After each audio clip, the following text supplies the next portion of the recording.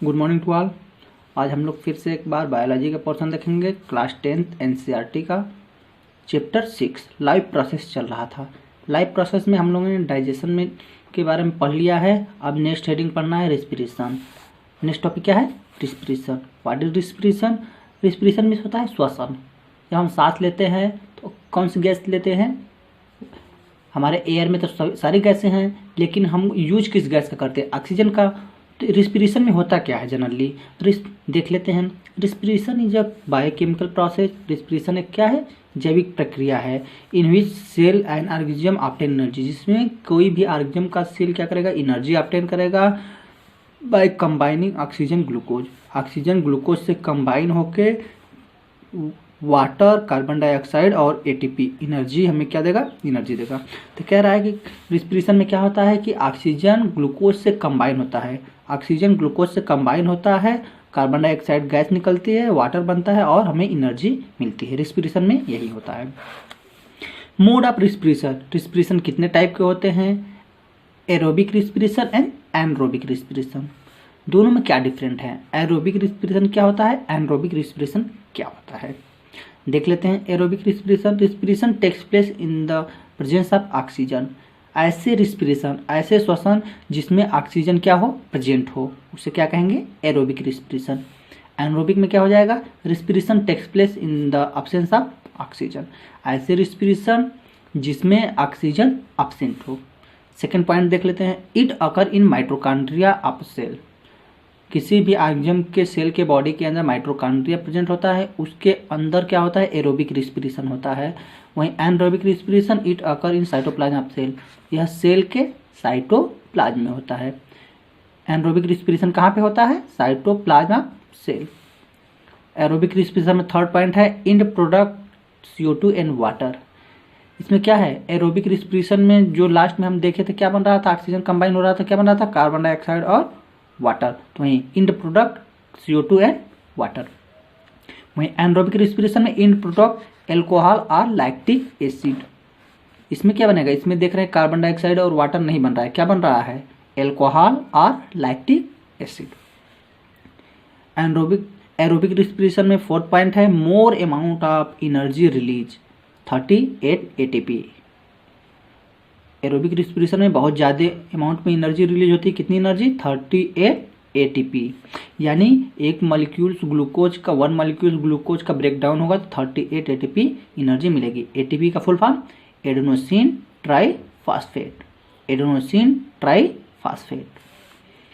और anaerobic respiration में next point है less amount of energy release. बहुत कम अमाउंट में एनर्जी क्या होती है? रिलीज होती है, क्योंकि इसमें ऑक्सीजन अब्सेंट है। कितनी एनर्जी? 2 ATP। एरोबिक रिस्पिरेशन कहाँ पे होता है? ह्यूमन बीइंग और प्लांट्स में। ह्यूमन बीइंग हो गए, प्लांट हो गए, उसमें कौन सा रिस्पिरेशन होता है? एरोबिक। वहीं एनरोबिक रिस्पिरेशन बैक्टीरिया, ईस्ट, जितने भी बैक्टीरिया हो, या लैक्टोबैसिलस हो, या स्ट्रेप्टोकोकस हो, या थाइलोफिलस हो, जितने भी बैक्टीरिया होते हैं सभी में एनरोबिक रिस्पिरेशन होता है और ईस्ट में भी एनरोबिक रिस्पिरेशन होता है। Flow chart of breakdown of glucose. Glucose को ब्रेकडाउन, ग्लूकोज का टूटने का जो है कई तरीके से क्या है? कई पाथवे है। पाथवे मीन्स कई रास्ते हैं। यानी जब ऑक्सीजन प्रेजेंट होगा तो ग्लूकोज टूटेगा तो क्या बनेगा? जब ऑक्सीजन अब्सेंट होगा तो ग्लूकोज टूटेगा तो क्या बनेगा? जब ऑक्सीजन बहुत कम मात्रा में होगा तो ग्लूकोज टूटेगा तो क्या बनेगा? वहीं देखना है। ये फ्लो चार्ट बहुत इंपॉर्टेंट है, ध्यान देंगे आप लोग। यहाँ पे देख रहे हैं ग्लूकोज क्या है? ग्लूकोज जो हम खाना खा रहे हैं उसमें स्टार्च ग्लूकोज होता है, कार्बोहाइड्रेट यानी ग्लूकोज। तो ग्लूकोज 6 कार्बन होता है। ग्लूकोज में कार्बन की संख्या कितनी होती है? 6 होती है। इन साइटोप्लाज्म ग्लूकोज जब साइटोप्लाज्म में टूटता है तो क्या बनता है? पायरुविक एसिड यानी पायरुवेट बनता है। पायरुविक एसिड जिसको बोलते हैं। तो ग्लूकोज पायरुविक एसिड में कन्वर्ट हुआ कहाँ पे? साइटोप्लाज्म में। ग्लूकोज पायरुवेट में कन्वर्ट हुआ कहाँ पे? सेल के साइटोप्लाज्म में। इस प्रोसेस को क्या, ग्लूकोज से पायरुवेट बनने के प्रोसेस को क्या कहते हैं? ग्लाइकोलिसिस। हायर क्लास में आप जाएंगे, पढ़ना पड़ेगा आपको। ग्लाइकोलिसिस क्या होता है? Break down of glucose into pyruvate known as glycolysis. 10 step में होता है। तो यहाँ पे देख रहे हैं पायरुवेट में कार्बन की संख्या कितनी हो गई? 3 हो गई और क्या बना, एनर्जी मिला।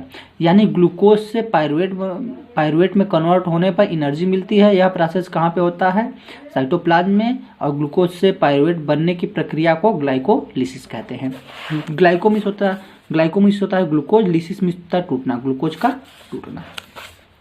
अब देखते हैं पायरुवेट जो बना है इसका अलग अलग जगह पे कैसे कैसे क्या क्या फॉर्मेशन होता है, एंड प्रोडक्ट क्या बनता है। तो पायरुवेट यहाँ पे पहला वाला देख रहे हैं, फर्स्ट वाला पायरुवेट ईस्ट में, कहाँ पे, ईस्ट में। पायरुवेट ईस्ट में यानी ऑक्सीजन एब्सेंट है। ऑक्सीजन जहाँ पे एब्सेंट होता है इस बैक्टीरिया में होता है। तो पायरुवेट इथेनॉल, कार्बन डाइऑक्साइड और एनर्जी में बनेगा। यानी पायरुवेट जब ऑक्सीजन एब्सेंट रहेगा तो and product ethanol, carbon dioxide और एनर्जी मिलेगी। यानी जब ग्लूकोज से इथेनॉल, कार्बन डाइऑक्साइड और एनर्जी कब मिलेगी, ग्लूकोज जब टूटेगा, कब, ऑक्सीजन एब्सेंट रहेगा, तब क्या मिलेगा, इथेनॉल, कार्बन डाइऑक्साइड और एनर्जी। और यहाँ पे सेकेंड वाला देख रहे हैं, लैक ऑफ O2 यानी ऑक्सीजन की कमी। जब ऑक्सीजन की कमी होती है तो ग्लूकोज किसमें टूटता है, लैक्टिक एसिड और एनर्जी। जब ग्लूकोज किस पे टूट रहा है, लैक्टिक एसिड एंड एनर्जी। यानी जब ऑक्सीजन की कमी होगी हमारे बॉडी में, जब ऑक्सीजन की जहाँ पे कमी होगी वहाँ पे क्या होगा, लैक्टिक एसिड बनने लगेगा। कहाँ पे होता है, आवर मसल्स, ये हमारे मसल्स में होता है। लैक्टिक एसिड में कार्बन की संख्या कितनी होती है, 3 होती है। इथेनॉल में कार्बन की संख्या कितनी होती है, 2। थर्ड देख रहे हैं, प्रेजेंस ऑफ ऑक्सीजन। जब ऑक्सीजन बहुत अधिक अमाउंट में प्रेजेंट होगा, या कहाँ पे होता है प्रोसेस, माइटोकॉन्ड्रिया में, ETS बोलते हैं। ग्लूकोज का कार्बन डाइऑक्साइड, वाटर और एनर्जी में कन्वर्जन कहाँ पे होता है, माइटोकॉन्ड्रिया में, जब ऑक्सीजन प्रेजेंट होगा। यानी ये फ्लो चार्ट क्या है, बहुत इंपॉर्टेंट है। आप देखेंगे कि जब ग्लूकोज कब लैक्टिक एसिड बनेगा, जब ऑक्सीजन बहुत कम अमाउंट में रहेगा। ग्लूकोज से इथेनॉल कब बनेगा, जब ऑक्सीजन एब्सेंट रहेगा। ग्लूकोज से CO2 और वाटर कब बनेगा, माइटोकॉन्ड्रिया, जब ऑक्सीजन प्रेजेंट होगा। नोट में एक पॉइंट याद रखें, energy store in the body in the form of ATP। हमारे बॉडी में एनर्जी किस फॉर्म में स्टोर होता है, ATP, एडिनोसिन ट्राइफॉस्फेट। जब हम तो ऐसा नहीं कि जब तक खाते रहते हैं तभी तक कार्य करते हैं, खाना खाने के 1 घंटे बाद 2 घंटे बाद भी कार्य करते हैं। तो हमें एनर्जी कहाँ से मिलती है, यही एनर्जी स्टोर होता है ATP के फॉर्म में। जब हमें एनर्जी की आवश्यकता होती है तो ATP किस में टूटता है, ADP, adenosine triphosphate, adenosine diphosphate, adenosine triphosphate, adenosine. यानी एक इसमें से क्या एक निकल गया, ट्राई है, यहाँ पे डाई हो गया। यहाँ पे 3 था मॉलिक्यूल, यहाँ पे कितना हो गया, 2 हो गया। तो क्या बन जाएगा, एडिनोसिन ट्राइफॉस्फेट से एडिनोसिन डाइफॉस्फेट। यानी हमें क्या मिलेगी, एनर्जी मिलेगी। यानी ये टूटेगा तो क्या मिलेगी हमें, ATP और IP, फास्फेट मिलेगा, जो क्या है, एनर्जी है। तो वही कह रहा है कि energy store in our body in the form of ATP when we use to energy, when we need energy then ATP break down into ATP and phosphate, ATP and phosphate में टूटेगा और हम एनर्जी मिलेगी। और कह रहा है कि हम एनर्जी किस फॉर्म में स्टोर होता है, ATP के, लेकिन फूड जो है एनिमल में किस फॉर्म में होता है, ग्लाइकोजन। फूड जो है एनिमल में, फूड किस फॉर्म में स्टोर होता है, ग्लाइकोजन।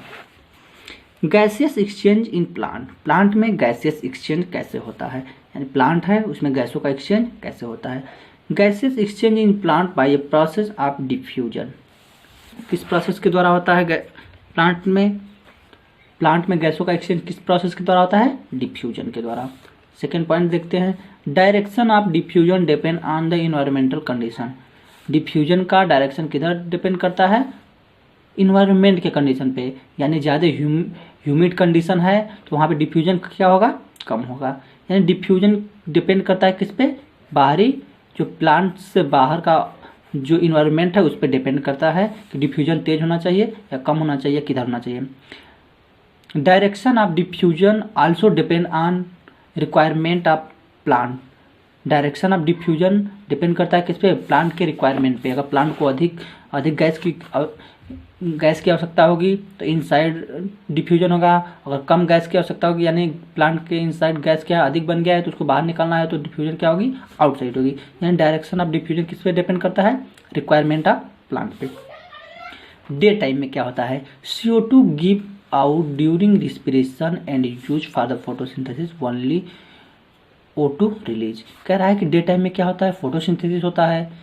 डे टाइम में ही क्यों होता है, क्योंकि वहाँ डे टाइम में क्या होता है, सनलाइट प्रेजेंट होता है। तो ये डे टाइम में कह रहा है कि CO2 give out during respiration, जो रिस्पिरेशन होता है तो उसमें CO2 निकलती है, तो CO2 क्या कर लिया जाता है, यूज कर लिया जाता है फोटोसिंथेसिस में, और कौन सी गैस रिलीज होती है, O2। वहीं नाइट में क्या होता है, ओनली रिस्पिरेशन टेक्स प्लेस, क्योंकि वहाँ पे लाइट एब्सेंट है इसलिए फोटोसिंथेसिस तो होगा नहीं, क्या होगा, only respiration takes place, there for only CO2 release. और रात में क्या होता है, ओनली CO2 रिलीज होता है, O2 रिलीज नहीं होता है। इसीलिए कहा जाता है कि रात में पौधों के नीचे नहीं सोना चाहिए। क्यों, क्योंकि रात में क्या होता है, ओनली रिस्पिरेशन होता है, फोटोसिंथेसिस नहीं होता। क्योंकि फोटोसिंथेसिस होता है तो कौन सी गैस निकलती है, O2, और रिस्पिरेशन होता है कौन सी गैस निकलती है, CO2। इसलिए कहते हैं कि रात में पेड़ के नीचे नहीं सोना चाहिए। कोई भूत वूत नहीं आते हैं, समझ में आया, क्या होता है, CO2 रिलीज होता है, जो हमारे लिए क्या है, हार्मफुल है। Gaseous exchange in animal, animal में gaseous exchange. Terrestrial animal take O2 from the atmosphere. Terrestrial means स्थल पे रहने वाले, जमीन पे रहने वाले जितने भी एनिमल्स होते हैं ऑक्सीजन कहाँ से लेते हैं, एटमॉस्फेयर से। वहीं एक्वेटिक एनिमल, जल में रहने वाले एनिमल क्या करते हैं, take O2 dissolve in water, oxygen कहाँ से लेते हैं, वाटर में जो डिजॉल्व होता है।